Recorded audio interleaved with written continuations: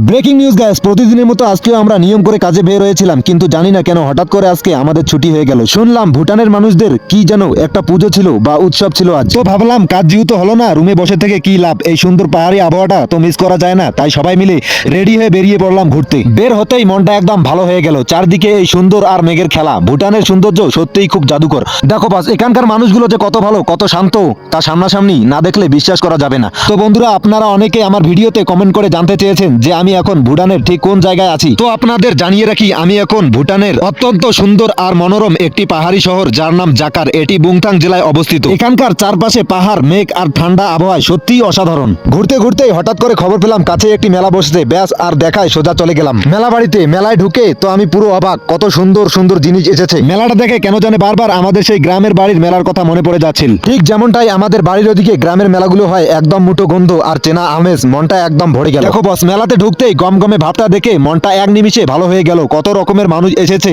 পাহাড়ি অঞ্চলে সরল সহজ মানুষগুলো সবাই মিলে মেলায় আনন্দ করছে। কেউ পরিবারের সাথে এসেছে, কেউ বা বন্ধুদের সাথে। সবার চোখে মুখে এক অদ্ভুত আনন্দের ছোঁয়া। এত মানুষ একসাথে দেখে অন্যরকম ভালো লাগছিল। মনে হচ্ছিল না যে বিদেশে আছি, মনে হচ্ছিল যে নিজের চেনা কোনো মেলাতে এসেছি। এত সব সুন্দর জিনিস আর মানুষের ভিড়ে হারিয়ে গিয়েছিলাম কিছুক্ষণের জন্য।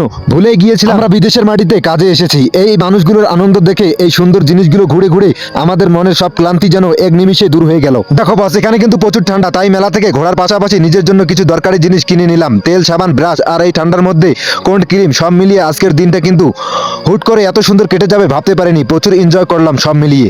তো বস, এই ছিল ছোট্ট একটা ভিডিও ভালো লাগে শেয়ার করুন, পেজটিকে ফলো দিয়ে সাথে দেখুন। তো আজকের মতো টাটা, বাই বাই।